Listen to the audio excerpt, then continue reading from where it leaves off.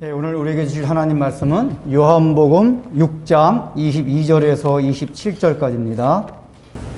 여러분들 어떻게 해서 우리 예수님을 믿게 되셨습니까? 지금은 또 예수님을 왜 믿으면서 신앙생활 하고 계십니까?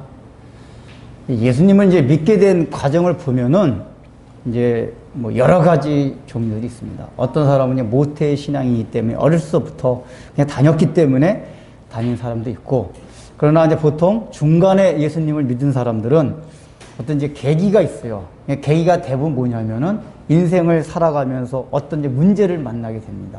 공고함을 만나게 됩니다. 그래서 그런 공고함과 문제를 그래도 막연하게나마라도 신이 있다면, 하나님이 계신다면은 그걸 좀 해결받고 싶다. 이래서 이제 교회에 나오고 예수님을 이제 믿게 되는 과정을 겪습니다. 또 어떤 사람들은 뭐 그런 특별한 문제는 없지만은 내가 좀 인생을 좀 의미 있게 살아가고 싶다. 이게 돈도 있고 뭐 다른 건 다 모자람이 없는데 이게 아무 무의미한 것 같아서 어떤 좀 이렇게 좀 고상한 차원에서 인생의 의미를 이렇게 좀 갖고 좀 질 높은 삶을 정신적으로 질 높은 사람을 살아가기 위해서 또 교회 나오는 사람도 있습니다. 우리 일제시대 때 처음에 우리 교회에 오신 분들 중에 그런 분들이 많아요. 고상한 뜻을 갖고 국가와 민족을 위해서 우리 민족을 계몽하기 위해서 이런 식으로 어떤 신앙을 시작한 사람들이 많이 있습니다. 하여간 어떤 경로를 통해서든지 중요한 거는 그 자기가 무엇인가 원하는 것이 있어요. 신앙이라는 걸 통해서 하나님이 계신다면 그 하나님의 능력을 통해서, 또 이제 어떤 사람 보면은 그 전에 이제 우리 여기 밑에 국수집 있었잖아요. 여기 2층에. 저도 이제 국수를 자주 사 먹어가지고 이제 그분이 여기 제가 그 목사인 줄 알고 뭐 얘기하는데, 목사님 저도 이거 큰 교회 앞에 나갔었대요. 하도 그쪽 사람들이 와가지고 전도를 많이 했대요. 막 휴지도 주고 떼거지 몰려와서 막 사 먹어주고 이제 그러니까 미안해가지고 나갔는데, 그분 얘기가 뭐냐면 어차피 교회라는 건 나쁜 얘기 할 리도 없을 거고 교회 가면 좋은 얘기를 해줄 것이다. 그분 얘기가 뭐라 그러냐면은 그래도 저도 평상시에도 한번 교회 가보고 싶었다는 거예요. 왜냐하면 그래도 교회를 가면은 좋은 얘기, 어떤 좋은 얘기냐, 샘터에 있는 얘기들. 샘터라는 거 옛날에 잡지 있잖아요. 이게 전철에도 있고 뭐 제가 이제 그거 많이 보진 않았는데 샘터에 있는 그 글들이 되게 그런 글들, 에세이. 이게 읽으면은 뭔가 이렇게 가벼운 감동, 약간 뭉클한 거, 이런 이제 에세이 글들이 굉장히 많잖아요. 수필 글들이. 그러니까 이제 이분이 왜 그러냐면 사는 게 너무 공고하대요. 그러니까 이분은 특별히 어떤 문제 해결 그런 거보다는 그들 일주일에 교회 가가지고 이게 찬양 같은 것도 음악 자체가 이렇게 좋으니까 그런 음악 중에서 정서도 순화되고 또 샘터 같은 얘기 나오는 설교도 들어가면서 정신적으로 좀 이렇게 좀 위로도 받고 약간 휴식도 취하고 이런 것 때문에 교회를 갔는데 그 교회가 이제 저런 교회인가 봐요. 으쌰으쌰 하는 교회. 맨날 뭐 전도 특공대다 뭐 해가지고 이 앞에 있는 전도 특공대다 해가지고 막 으쌰으쌰 확 하고 뭐 맞아 뭐 이러더래요. 그래서 아주 자기가 질려서 자기는 좀 조용하게 이렇게 내가 그때 그분은 어디 천주교 성당을 가셨어야 되는데 그래서 이제 안 나가기 시작했다고. 이건 이제 그런 식으로 또 삶에 뭔가 이렇게 그나마 이렇게 정신적으로 이렇게 좀 이렇게 휴식 뭐 이런 걸 하고서 교회 다니는 사람도 있어요. 그러니까 다양한 그 이유로 이렇게 교회 나오기 시작하고 신앙생활 하는데 대부분 자기들이 원하는 그 요구가 있습니다. 신앙의 목적이 있어요. 시작은 그렇게 됩니다. 여러분들은 지금 어떻게 해서 시작되고 지금 어떤 식으로 지금 왜 신앙생활을 하고 계십니까? 예수 믿게 된 과정은 이제 그렇다 치고 지금 현재 예수님을 왜 믿죠? 신앙생활 왜 하십니까? 목사님 천국 가기 위해서 신앙생활 하는 거죠. 그런 분들 많죠? 죽으면 지옥 가면 안 되죠. 천국 가야 되니까. 그것도 뭐 틀리는 얘기는 아니에요. 또 다르게 대답하실 분 계십니까? 내가 예수 믿는 이유. 어떤 분들은 그래요. 하나님의 난 영광을 위해서 믿습니다. 저는 천국 꼭 그런 걸 떠나 처음에 예수 믿을 땐 지옥 안 가려고 대개 이제 지옥 안 가려고 믿는 사람들이 뭐냐면 모태신앙이 어릴 때부터 그런 얘기를 들었기 때문에 뜨뜻미지근하지만 열심히는 안 내지만은 늘 그게 있기 때문에 내가 신앙생활 안 하면 안 되지. 이러다 얻어 터지든지 이래가 신앙해요. 근데 어떤 분들은 하나님의 영광을 위해서 예수를 믿고 신앙생활을 한대요. 하나님의 영광을 위해서 예수를 믿는다는 얘기 뭐죠? 다른 말로 하면은 그냥 하나님 자체이시기 때문에 내가 하나님을 경배하고 섬긴다 그 얘기예요. 어떤 게 제일 좋은 겁니까? 마지막 거예요.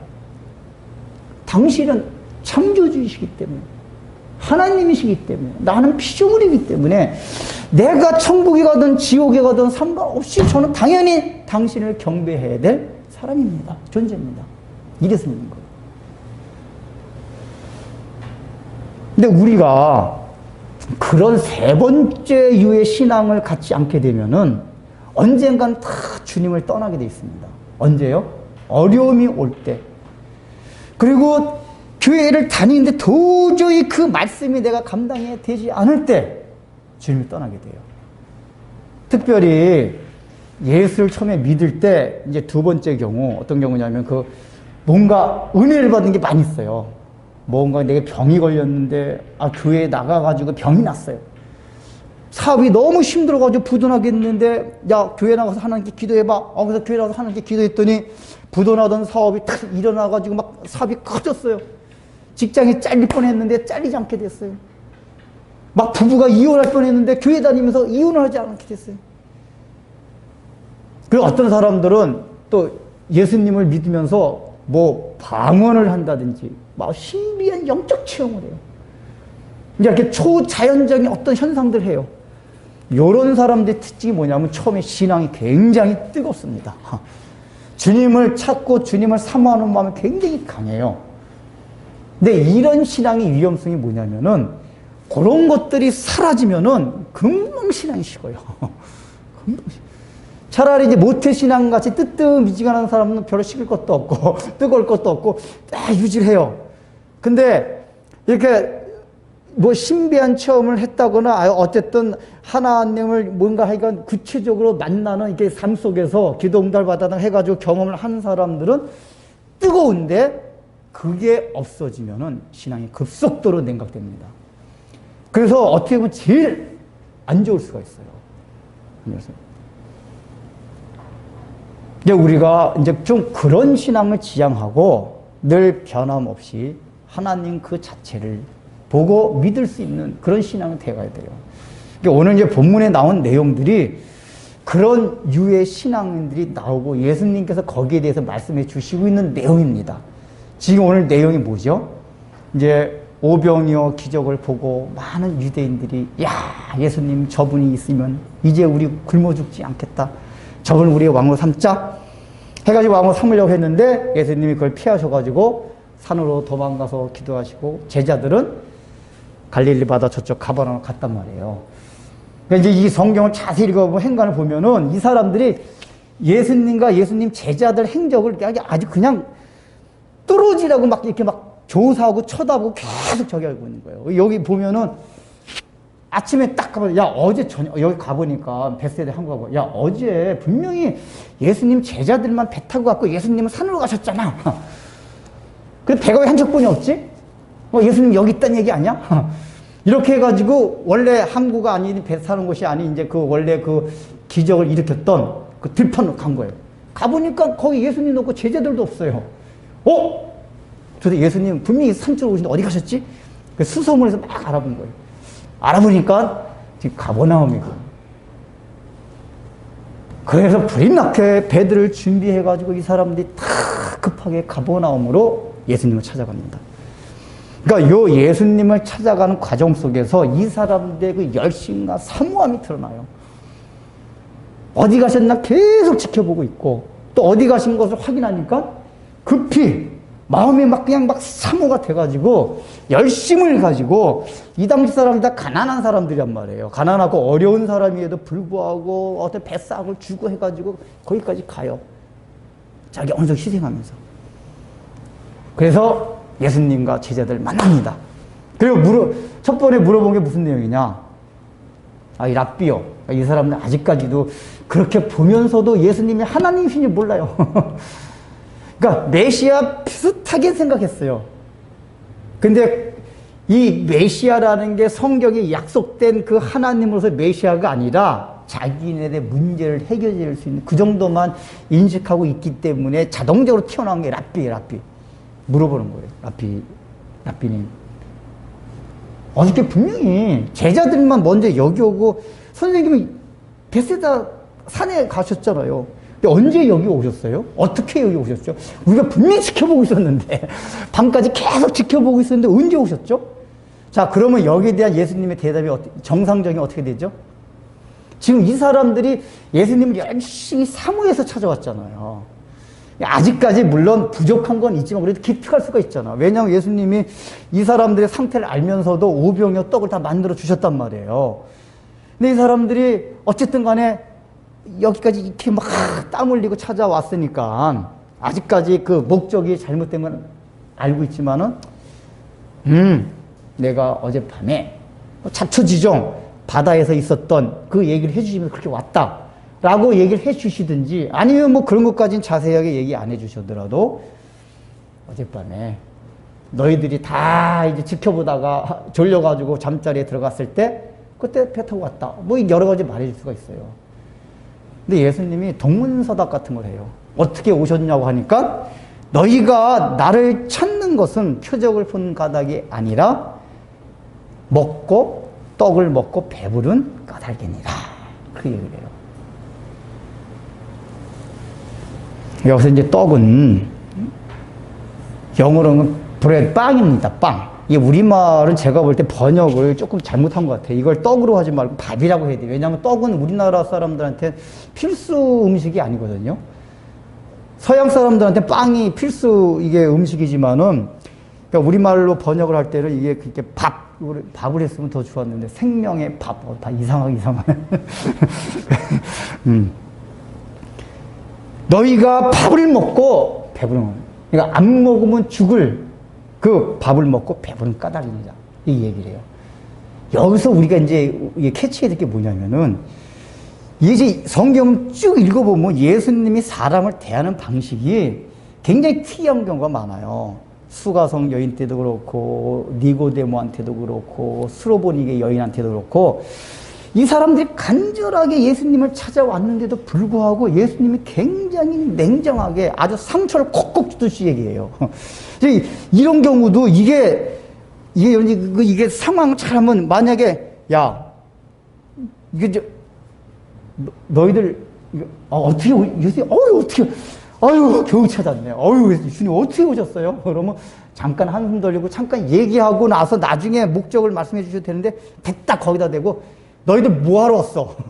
너희들이 나를 찾는 목적이 뭐야? 지금 너희들은 표적을 받기 때문이 아니라 떡 먹고 배부른 까닭이 아니냐? 아주 직설적으로 확 토해내요.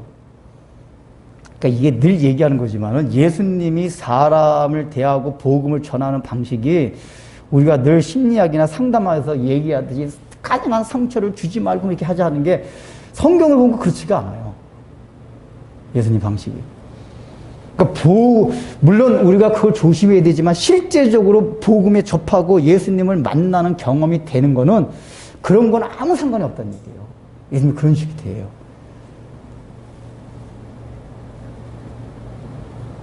그리고 예수님이 이렇게 동문서답같이 직설적으로 말씀하신 거는 그만큼 예수님 마음에 답답함이 있었다는 얘기예요. 아니 벳세다에서 내가 그게 아니라고 해서 다 무리를 흩어보내고 산으로 기도하러 가셨는데 또 여기까지 쫓아와가지고 지금 왜 쫓아왔죠? 빵으로 삼고 싶어가지고 그걸 예수님은 너희가 빵을 먹고 배부른 까닭이다 이렇게 얘기해요. 그러니까 이 사람들이 예수님을 찾는 목적은 무엇이었습니까? 오직 자기들의 현실적인 문제를 예수님이 해결해 줄 거기 때문에 인생의 문제를 해결해 줄 수가 있어요. 그 당시에는 인생의 문제, 가장 큰 문제가 배고픔의 문제였어요. 로마 제국의 속박에 있었고 가난했기 때문에 당장 실제로 먹는 거 이게 인생의 가장 큰 문제였어요. 그러나 우리 대부분의 사람들이 꼭 먹는 문제가 아니더라도 우리의 인생의 가장 긴박한 문제들, 아니면 긴박하지는 않다 하더라도 하나님 앞에서 우리의 삶이 좀 더 질이 높아지고 풍요로워질 수 있도록 어떤 우리 삶에 필요한 부분이 있어서 우리가 예수님을 찾지 않느냐, 그 얘기예요. 유대인들 같이. 우리가 이제 신앙생활 하다가 예수님을 간절하게 찾는 경우가 있잖아요. 막 예를 들면 기도를 사모해가 기도를 한다든지 말씀을 삼에서 본다든지. 되게 그런 경우가 어떤 경우죠? 이 삶 가운데 어려움이 닥칠 때, 물론 영적으로 아예 나태한 상태가 되면 어려움이 와도 안 합니다. 이거 여러분 이제 하나 아셔야 될 게, 내가 어려움이 왔는데도 기도도 안 되고 뭐 이거 막 정말 하나님 앞에 간절하면 안 된다 그러면 굉장히 영적으로 중한 병에 걸린 거예요. 그래서 더욱더 하나님 앞에 그걸 뭐부터 기도해야 되면, 하나님 내 마음 이렇게씩 무감각합니다. 하나님의 때를 써서 해야 돼요. 근데 이제 보통은 어느 정도로 영적으로 깨어 있으면은 이게 만푸장하게 살다가 어려움과 막 힘든 게 오면은 더 사모하고 기도하게 돼요.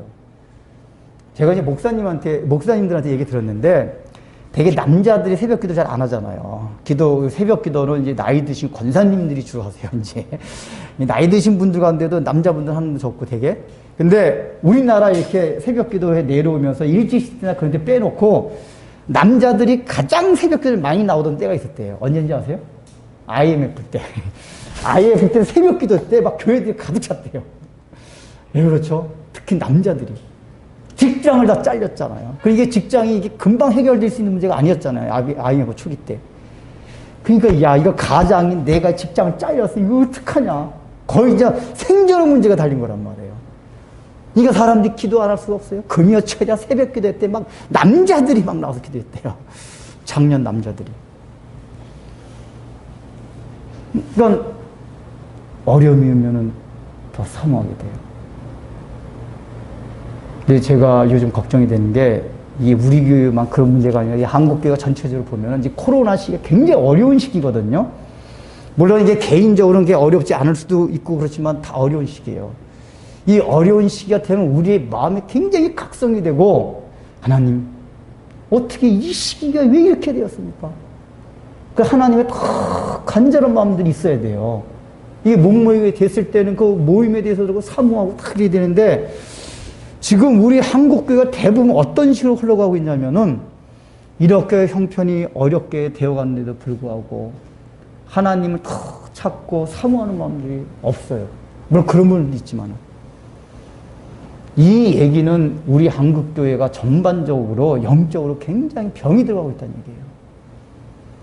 그래도 병이 안 들었으면 이런 게 딱 올 때는 이게 감각이 있다고, 감각이 있으면 확 와! 하고서 반응이 나오는데 반응이 없어요. 반응이 없다는데 이거 정말 무서운 거예요. 반응이 없으면 나중에 확 맞아가지고 회개도 못해요. 그 조금이라도 감각이 있을 때 하나님 회개하고 막 저기 해야 돼요. 지금 그게 굉장히 걱정이 돼요.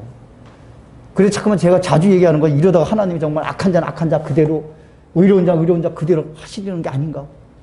예수님 때 가까운 것으로. 그러지 않길 바라요, 저는. 근데 어쨌든 간에 우리 마음이 그렇게 어려우면 주님을 찾게 됩니다.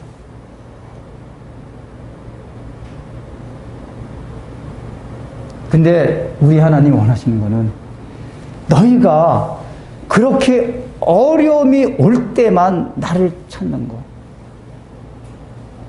근데 예수님이 실제로 이게 성경 전체를 읽어보면 어려움이 올 때 예수님 찾는 거를 뭐라고 하지는 않으세요. 이 전체 성경을 보면은. 근데 오늘 보면은 뉘앙스가 굉장히 먹고 배부른, 그러니까 나를 찾는 게 먹고 배부른, 그러니까 너희의 인생에 어떤 요구가 들어줄 수 있어서 해결될 수 있어서 나를 찾았다고 굉장히 꾸짖고 계신단 말이에요. 근데 사실은 여기에 초점보다도 더 초점이 뭐냐면은, 너희가 표적을 본 까닭이 아니요. 요 앞에 말이 있어요. 표적을 보고 나를 따르지 아니한 게 굉장히 중요한 거예요. 근데 우리는 여기서 좀 이상합니다. 왜냐면은 아니, 표적을, 나를 나를 찾는 게 표적을 본까닭이 아니요. 우리는 왜 그러냐면 예수님이 표적에 대해서 안 좋게 말씀하셨잖아요. 그죠? 마태복음이나 누가복음을 보면은 유대인들이 그렇게 예수님한테 요구해요. 당신이 메시아라면, 하나님의 아들이라면 우리에게 좀 표적을 보여달라. 그렇게 얘기해요. 지금 이 사람들은 예수님이 소경 일으키고, 소경 눈뜨기고, 안진뱅 일으키고 다 많이 보고 나서도 또 그런 얘기를 해요. 표적 좀. 그러니까 이 사람들이 요구하는 더 크고 더 놀라운 초자연적인 이런 걸 더 보여달라 그 얘기예요. 그때 예수님 뭐라고 말씀하셨죠? 악하고 음란한 세대가 표적을 구하나. 그러니까 일단 표적을 구하는 것 자체를 뭐라고 딱 규정 지었습니까?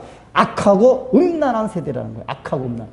성경에서 악하다는 거는 믿지 않는 걸 말해요. 그 음란하다는 거는 하나님을 사랑하지 않는, 아니, 악하고 음란한 세대, 거기서 음란하다는 건 이게 육체적으로 난잡, 이걸 말하는 게 아니라, 악하고 음란하다는 건 믿지 아니하고 하나님을 사랑하지 아니하는 거. 이게 악하고 음란한 세대예요. 믿지 아니하고 하나님을 사랑하지 아니하는 이 세대가 요구하는 게 표적이다. 그러나 나는 너에게 보여줄 표적이 어떤 표적뿐이 없어요? 요나의 표적뿐이 없다. 다른 표적은 딱 나쁘게 규정하시고 요나의 표적만이 참된 표적이고 그것을 너에게 보여준다라고 얘기를 해요. 이제 요나 표적은 조금 이따 말씀을 드리고, 그러니까 일단 여기서 뭐냐면, 표적에 대해서 부정적인데, 여기서 너희가 표적을 본 까닭이 아니요. 이렇게 나왔단 말이에요. 이게 좀 뉘앙스가 이상하잖아요. 왜 이렇게 말씀하셨을까요? 원래 이렇게 예수님이 말씀하실 때 요한이 표적이라고 말할 때는 그 표적은 뭘 의미합니까? 어떤 미라클, 기적의 사건, 그 이면에 들어있는 메시지, 의미, 그걸 말하는 거예요. 구체적으로 하면 뭐냐? 성경에서 말할 때 표적이라는 건 하나님이 살아 계시다는 증거, 그러니까 예수님 때는 예수님이 하나님의 아들이심을 나타낼 수 있는 증거, 또는 이제 우리들을 말한다면은 하나님이 살아 계시다는 증거, 하나님이 우리와 함께 하신다는 증거, 이런 게 표적이에요. 그러니까 성경에서 말할 때 표적이라는 건 그 살아계신 하나님, 그분이 존재하시고 그분이 나와 함께 하신다. 이런 게 표적이에요. 우리가 이제 누가복음 2장을 보면 그런 얘기가 나옵니다. 천사가 들판에서 양을 치던 목자들에게 나타납니다. 너는 지금 베들레헴으로 가보라. 그 베들레헴 한 마구간에, 여인성 마구간에 보면 강보에 쌓여서 말 구유에 누워있는 한 아기가 있을 것이다. 그러면서 그 2장 12절에 뭐라고 하냐면 그 아기가 너희에게 표적이니라. 이렇게 말해요. 누가복음 2장 12절 볼까요? 누가복음 2장 12절 보세요. 누가복음 2장 11절 12절 한번 읽어보겠습니다. 누가복음 2장 11절 12절 시작.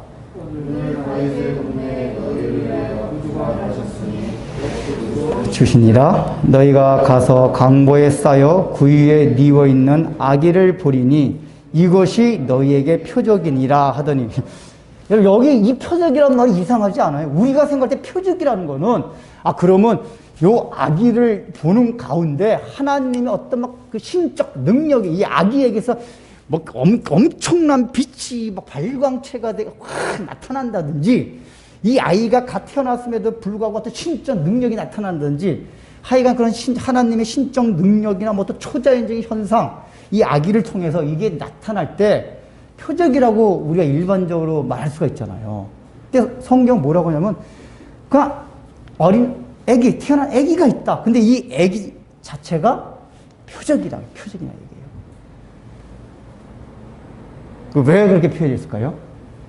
성경에서 그 누가복음 2장 12절에서 표적이란 얘기는 어떤 초자연적인 하나님의 신적 능력, 이런 게 표적이 아니라 아기 예수, 구약에 예언된 베들레헴의 구약의 예언대로 오신 그 아기 예수 자체가 표적이다, 그 얘기예요. 표적이 뭐라고요? 하나님이 너희와 함께 계시다는 증거다, 그 얘기예요. 이 표적이라는 게. 그리고 성경에 보면 예수님이 안진뱅이 일으키고 소경을 눈을 뜨게 하고 죽은 자를 살리고 이런 얘기가 쭉 나와요.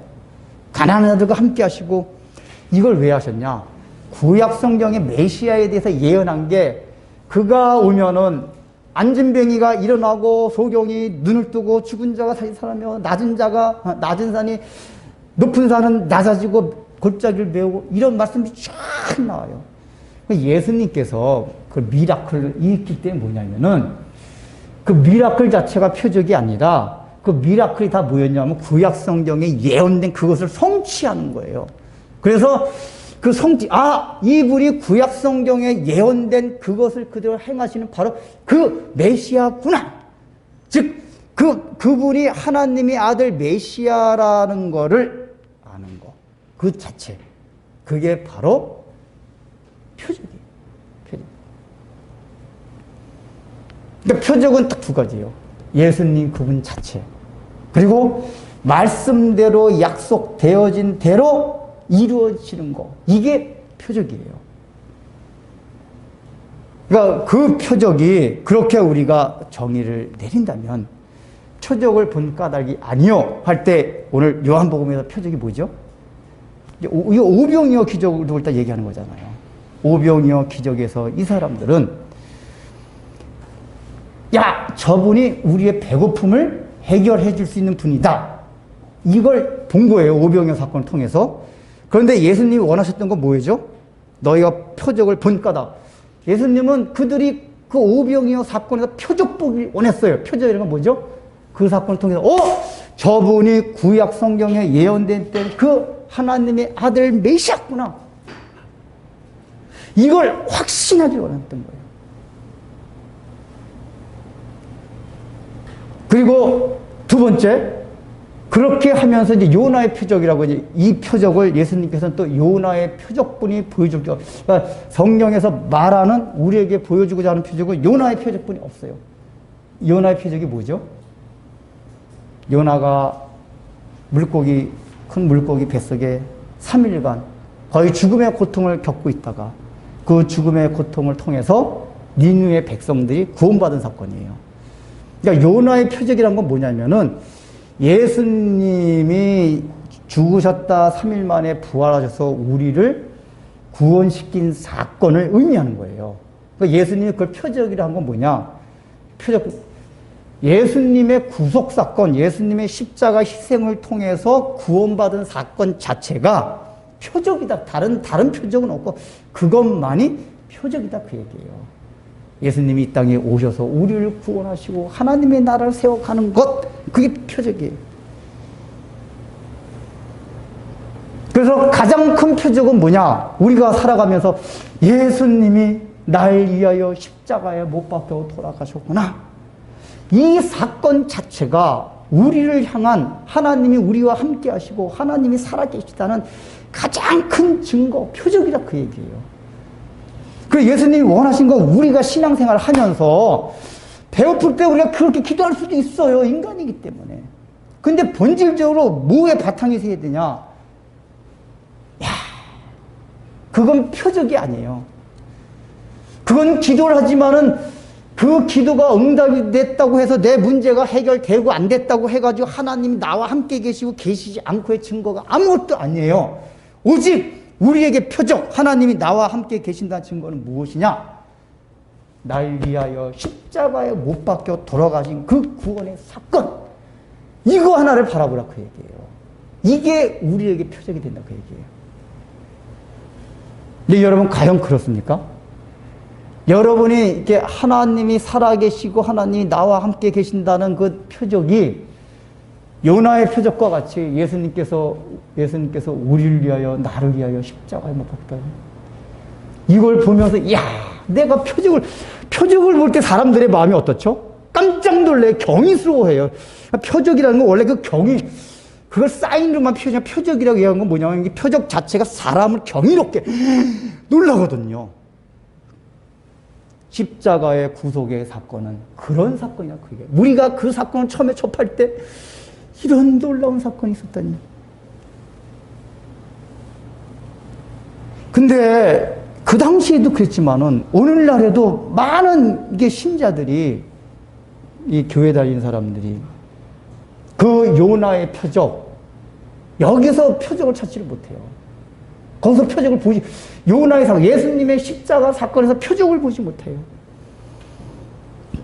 그리고 그렇게 되다 보니까 결국은 내 문제가 해결받지 못하고 내 마음이 평안하지 못하고 내가 인생 가운데서 내가 어떤 문제가 계속 있게 되면은 결국은 어떻게 되냐? 하나님이 정말 나와 함께 하시는가? 살아계시는가? 예수님을 떠나요. 그 요나의 표적을 거기서 요나의 표적에서 보는 건 예수님과 십자가 사건이에요. 그게 표적인 줄 보게 된 사람들은 배가 부르고 배가 고프고 이게 아무 상관이 없어요.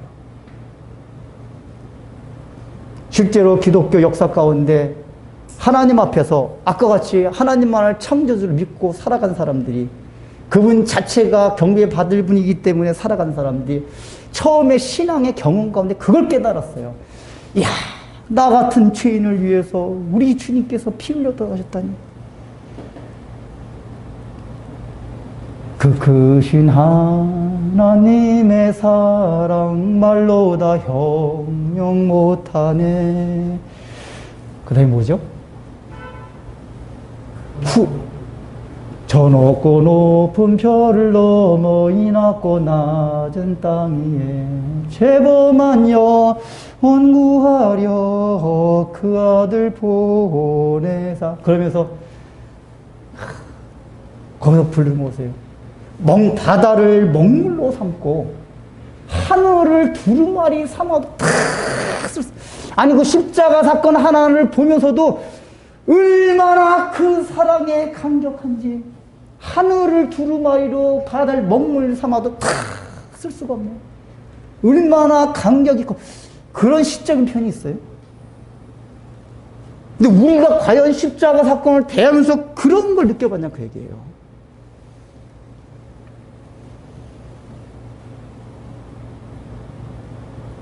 기독교는 본질적으로 이거 누누이 강조하는 거지만은 어떤 신앙, 영적 체험 이런 것도 하게 그런 걸 통해서 하나님을 만나요. 방언을 하면서도 신유를 하면서도 예수님의 십자가를 경험하지 못하는 사람도 있어요. 이거 굉장히 놀라운 거예요. 이런 사람은 나도 다 잘못돼요. 끝에 가면은. 그것도 있을 수가 있어요. 그러나 가장 본질적으로 중요한 건 뭐냐? 내가 얼마나 죄인이었으면 나 같은 죄인을 위해서 하나님이 이 땅에 오신 사건. 그래서 아이삭 왓츠 같은 사람 그게 있잖아요. 내가 예수님이 날 위하여 십자가 못 박혀 돌아가시면 너무나도 크고 놀라운 사건인데 표적인데 더 큰 표적은 뭐냐? 내가 그 예수님을 믿게 되었다는 거. 여러분 그런 걸 큰 사건. 내가 예수님이 우리를 위해서 십자가 못 박혀 돌아가신 것도 엄청난 표적이에요. 하나님이 나와 함께 하신다. 그런데 내가 그 예수님 믿게 되었다. 여기 얼마나 놀라운 사건인지 아세요?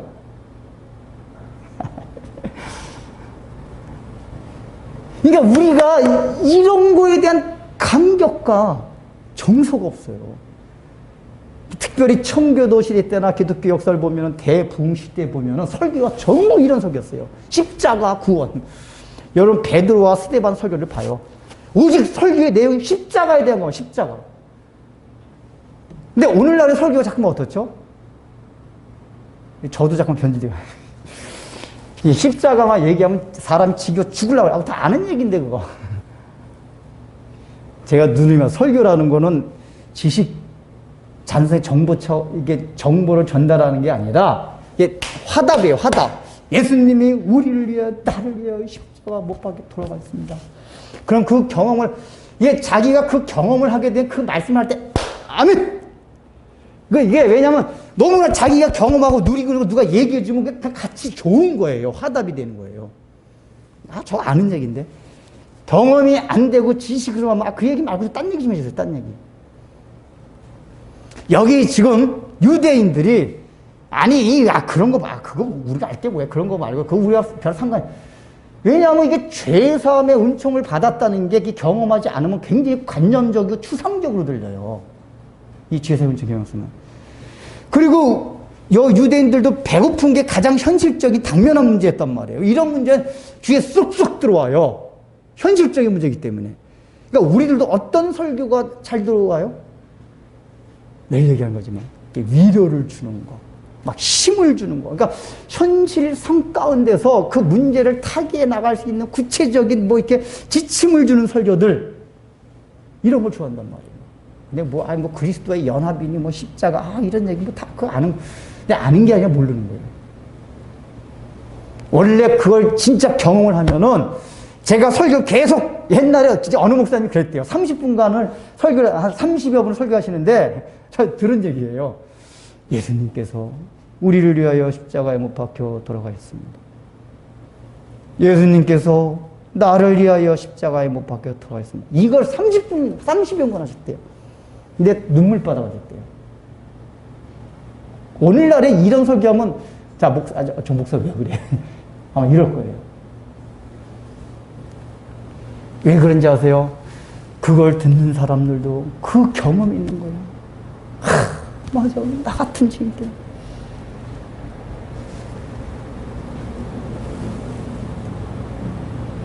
우리는 예수님이 하신 모든 행적을 통해서 또 우리 삶 가운데 보여주신 것들이 있잖아요. 아까 말한 처음에 예수 믿게 된 과정, 병이 났다든지, 뭐 사업이 다시 흥하게 되었다든지, 아니면 영적 체험, 남들이 하지 못한 막 이상한 막 빛을 번쩍.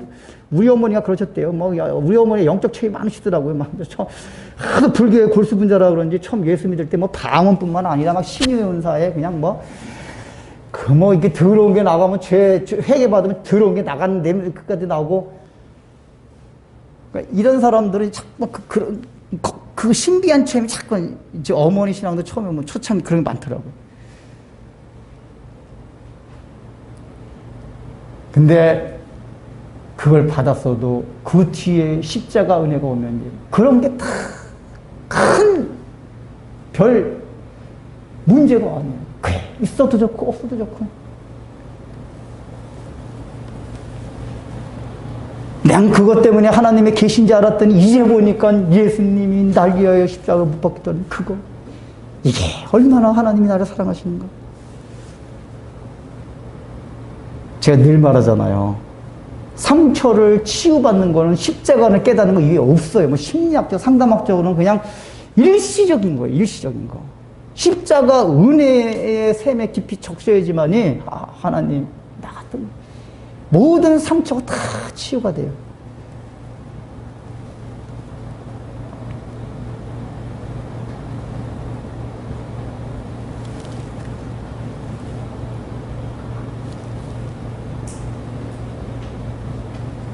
저도 이제 설교가 이게 변질돼가는 것 같은, 이게 원래 그래서 요한복음 5장 29절에 나오잖아요. 모든 성경은 나에 대해서 증거하는 거예요. 창세기부터 그때 구약 성경이에요. 모든 성경 다 예수님을 증거하는 겁니다. 예수님의 구원 사건을. 그래서 우리는 성경을 볼 때마다 뭘 봐야 되냐면 거기서 예수님의 구원의 사건을 딱 봐야 돼요. 근데 우리는 보통 어떻게 하죠? 예를 들면 여리고 함락작전, 요단강 도하작전, 딱 이렇게 설교를 하면 뭐 합니까? 우리 앞에 놓여있는 삶의 현실적인 장애물들, 이걸 믿음으로 뚫고 나가자. 그러니까 주로 이제 뭐냐면 하나님의 능력으로, 우리의 믿음으로 우리 삶에 그냥 적체되어 있는, 쌓여있는 모든 문제들 그냥 팍 뚫고 나가자. 이런 걸 설교 많이 해요. 이런 설교는 신나요. 왜요? 그거는 내가 당면하고 관심 있는 문제에 당장 강해. 물론 2차적으로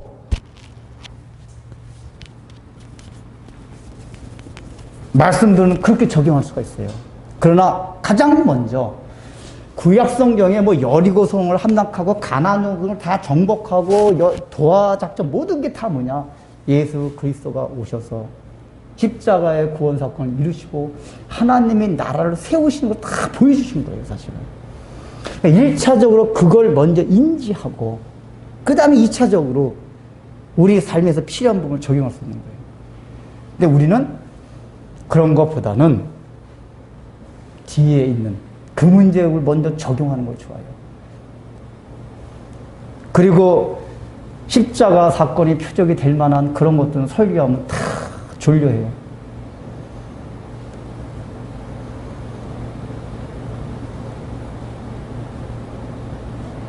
근데 참 사람의 마음이, 저도 그런 마음이 드는데, 그걸 알면서도, 이 교인들이 이런 설교하면 얼마나 이게 더 지루할까? 이 얼마나 추상적으로, 관념적으로 들릴까? 이걸 생각하면 자꾸만 적용을, 현실적으로, 필연적으로 자꾸 적용을 하게 되더라고요.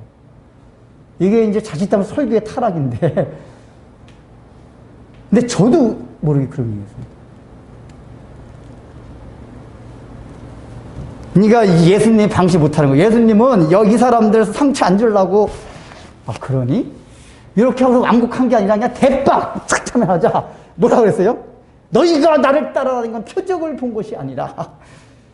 근데 이게 설교자도 사실 이래야 되는데, 저도 못 그래요. 그래서 어떤 데 설교하기 너무 힘들 때가 있어요. 설교 준비할 때 특히, 이 설교 어떻게 해야 될까? 제가 로마서 설교 왜 안 하는지 아세요? 설교하기 너무 힘들 것 같아요. 그리고 로마서 내용이 경험하지 않으면 전부 추상적인 것들이에요. 그리스도와 연합하고 어쩌고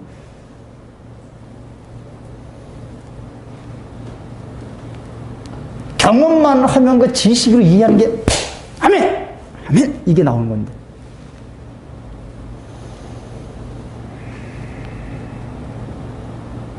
그래서 이제 우리의 신앙을 예수님의 모든 행적에서 표적을 볼 수 있는, 특히 어떤 표적, 요나의 표적을 볼 수 있는, 이 눈을 달라고 하나님께 기도해야 돼요. 거기서 십자가 사건을 보게 해주세요. 그걸 경험케 해주옵소서. 그럴 때 우리의 삶에 배고프냐 배부르냐, 우리의 문제가 해결되었냐, 기도를 할 수 해요. 그러나 그게 해결되었냐 해결되지 않았냐, 이게 크게 중요하게 안 나온다고 얘기해요. 왜요?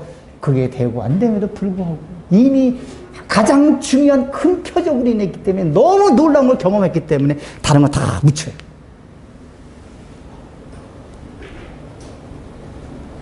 그러면은 마지막으로 이 사람들이 오병이어 그 사건에서 표적을 왜 못 봤습니까?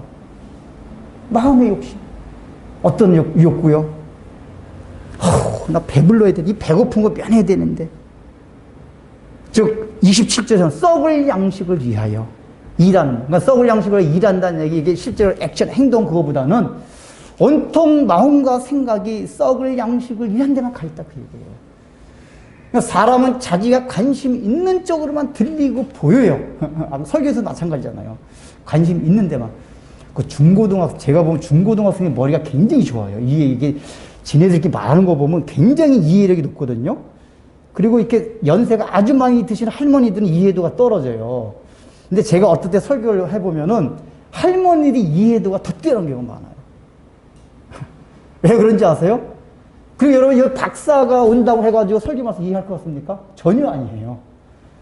왜냐하면은 자기가 관심 없는 건 안 들려요. 관심 있는 것만. 중고등학생들은 그런 관심이 없거든. 일단은 무슨 영적이고 하늘나라 아무 관심이 없어요. 그냥 일단은 재미난 거, 또 조금 더 고차원적인 공부에 도움이 되는 거. 이런 거 저기지. 무슨 놈의 하나님의 나라고 이런 거. 자기가 관심 있는 분야에 귀가 쏙쏙 뚫려요.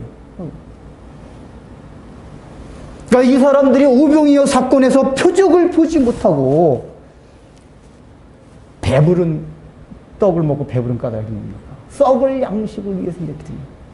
그래서 예수님이 너가 썩을 양식을 위하여 일하지 말고. 왜 그렇죠? 주님이 썩을 양식이 필요가 없어서 그렇습니까? 아니잖아요. 지금 오병이어 기자라는 게 그 사람을 배고픈 게 불쌍해가지고 만들어주셨단 말이에요. 1차적으로는. 물론 그게 영적 사건이 있어요. 이제 뒤가 있거든요. 잠깐 말한다면은 오병이어의 사건은 유대인들의 구원을 보여주는 사건이고, 그 다음에 칠병이어가 있죠. 또 칠병이어가 4,000명을 먹인 사건이 있어요. 그 요한복음에 나오진 않지만은 그 사건은 이방인을 향한 구원을 의미하고 담고 있어요. 자세하게 나중에할게요. 그거긴 하지만 실제 그 현장 가운데서 예수님이 그걸 하실 때는 실제 그 사람들이 불쌍해서 민망해서 빵을 만들어 주셨단 말이에요. 그러니까 썩을 양식이 필요 없다는 얘기가 아니에요. 우리가 살아가면 다 필요한 것들이에요. 아세요? 근데 그 필요한 것들이 다 뭐죠? 썩어질 것이다. 그 얘기예요. 그거는. 아무리 너희가 중요하고 필요하긴 하지만 다 썩어질 것이다. 없어질 것이다. 그러기 때문에 거기 매몰되지 말라 그 얘기예요. 그러니까 매몰되지 말란다는 건 이제 시공간적인 매몰을 말하는 게 아니라 우리의 마음이 거기에 올인해가지고 어떤 사람은 시공간적으로 아닌데 마음이 온통 썩을 양식에 가는 사람이 있어요. 시공간적으로 그런 사람이 있지만 어떻게 해야지 이 양식을 얻을 수 있을까? 썩어질 건데. 그 썩어질 건 그렇게 너무 그 썩어질 거기 때문에 어차피 내가 다 줄 거야. 예수님 말씀이 그거잖아요. 이 썩어질 양식을 위해서 일하는 그 삶의 자세가 되면은 하나님이 예수님을 통해서 어떤 놀라운 사건에도 불구하고 우리가 거기서 표적을 보지 못한다는 얘기예요. 표적을 보지 못해요. 그 마음이 없어야 돼요. 썩을 양식을 위해서 일하는 마음 내려놔야 돼요.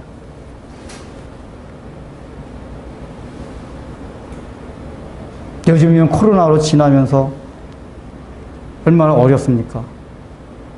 더 배고픈 시기를 우리가 지나가고 있습니다. 오늘날의 배고픔은 옛날에 그 실제 배고픔 그게 아니잖아요. 보통 이거 우리가 행복 추구권. 요즘은 제가 볼 때 배고픔이 개인적으로 누려야 될 행복 추구권을 갖지 못하는 거. 21세기 배부름이 그거래요. 요즘 사람도 이게 이 개인주의 강하다 보니까 개인의 행복, 자유와 행복. 이게 오늘날 이게 배고프지 않은 배부른 거예요. 오늘날에 이 시대 같이 실제 배고파서 그 배부름 원하는 사람이 있습니까? 그래서 그전보다 더 다양한 배고픔을 우리가 안고 살아갑니다. 특히 코로나 이 시기 지나면서 얼마나 우리가 많이 배고파요. 그러면 이럴 때일수록 우리가 어떤 마음을 가져야죠? 요나의 표적. 예수님이 날 위하여 십자가에 못 박혀 돌아가신 그 사건. 그것을 통해서 하나님의 나라를 세워가시는 것. 이런 걸 깊이 묵상. 그러니까 그게 영생하도록 있는 양식. 그거를 묵상하고 마음에 담고 살아가면 이 코로나 시대에 대한 두려움이 없어져요. 물론 우리는 이 코로나를 위해서 기도해야 되고 해야 돼요. 그러나 기도하고 조심해야 되지만 두려워하는 건 별개예요. 제가 볼 때도 객관적으로 볼 때 앞으로 참 이게 이제 코로나가 끝나도 모든 산업 구조도 개편되고 삶의 방식이 바뀔 것 때문에 굉장히 살기 힘들어질 수도 있어요. 그래서 걱정들을 많이 해요. 그러나 그럼에도 불구하고 코로나도 썩을 거예요. 바이러스가 영원히 살아갑니까? 그것도 지나가는 거고 다 지나가고 썩을 것들이에요. 그리고 오직 십자가의 구원을 통해서 세워지는 하나님의 나라만이 영원한 거예요.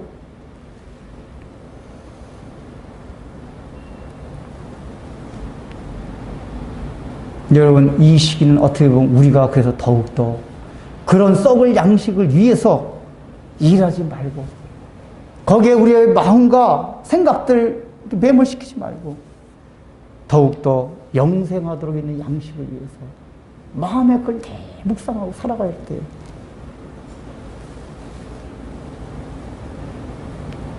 여기 지금 얼마나 예수님 오실 때가 가까운지 아세요? 코로나가 빨리 해결되냐 이것도 중요하지만은 여러 가지 지금 당장은 아니에요. 근데 예수님이 오실 때가 굉장히 가까워졌어요. 이런 거 좀 묵상하면서 살아가세요. 무슨 이 세상에서 주구장창 뭐 천년만년 살 것 좀 하지 마세요. 제발 좀.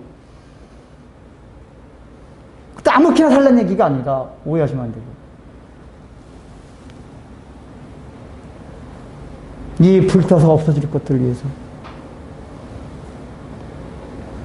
그런 생각으로 살다 보니까 어떻게 표적이 보이겠어요? 성경을 읽어도 우리가 영적으로 사모하고 그런 마음의 자세가 없어질 때 예수님의 이 사건들을 보면서 주여 감사합니다.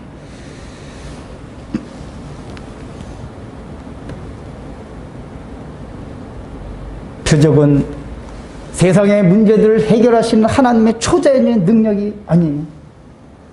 예수 그리스도 그분 자체, 그분의 구원의 사건, 그분을 통해서 이루어진 하나님의 나라, 이것이 표적이에요.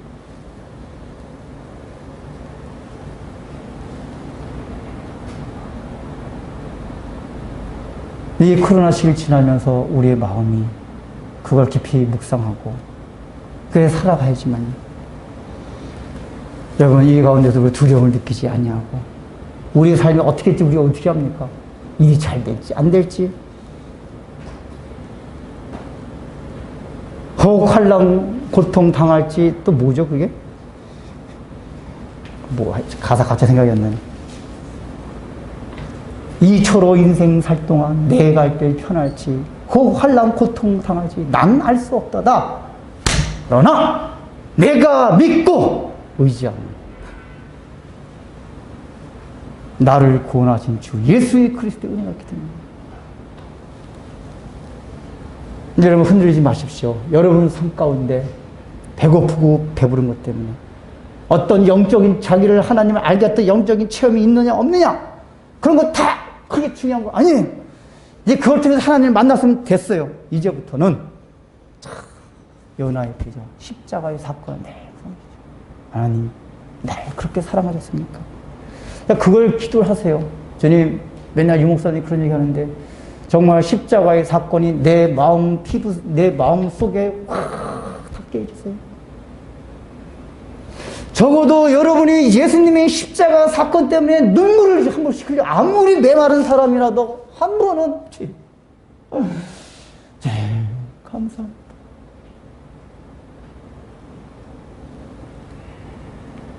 너무나도 놀랍고 경이로운 이 사건을 보면서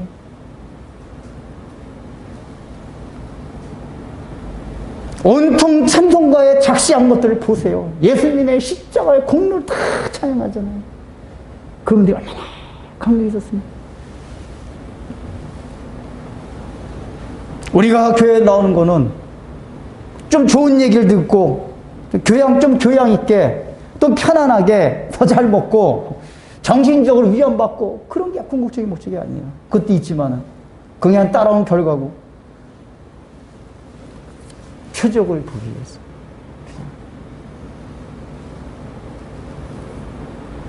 자, 여러분 이제 대답을 하시죠. 왜 예수님을 믿고 신앙생활 하십니까? 예수님이 나를 구원해 주셨기 때문에. 이유가 없어요. 내가 잘 되고 못 되고 상관이 아니라 예수님이 나를 구원해 주셨기 때문에 신앙생활을 하는 거예요. 하나님을 섬기는 거예요. 예수님을 간절히 사모하는 거예요. 주님이 나를 구원해 주셨기 때문에. 오늘에서 기도하겠습니다. 사랑하는 아버지 하나님, 우리가 죄인 되었을 때에, 그래서 저 지옥불 가운데서 영원토록 그 죽음의 형벌과 고통을 받을 수밖에 없던 저희들을 아무 공로 없이 아들을 보내주시사 십자가를 우리를 위해 대신 지게 해주심으로 그 지옥불 가운데서 구원해 주신 그 사건을 통해서 하나님께서 얼마만큼 우리를 사랑하셨는가, 참으로 하나님의 그 크신 능력을 제한하면서까지 하나님 아버지 이 땅에 오신 그것이 다른 어떤 기적보다도 더 놀라운 기적임을, 또한 하나님 아버지 그런 은혜를 우리가 받고 우리가 예수를 믿게 됨으로써 이제 하나님 아버지 영원한 지옥의 고통을 당하지 아니하고 하나님의 자녀가 되었다는 이 사실이 하나님께서 우리에게 보여주는 얼마나 놀라운 표적임을 우리가 배웠사오니, 우리가 다른 데서 먹고 배부른 데서 표적을 찾지 말고 어떤 놀라운 신비한 능력과 초자연적인 그런 경험에서 표적을 찾지 말고 우리 주님께서 날 위하여 십자가 못 박혀 돌아가신 그 사건을 기억하고 그것을 통하여 날마다 하나님의 임재를 경험하고 살아감으로써 참되게 하나님을 봉헌하는 삶을 우리 모두가 살아내게 하여 주옵소서. 예수님의 이름으로 기도드립니다.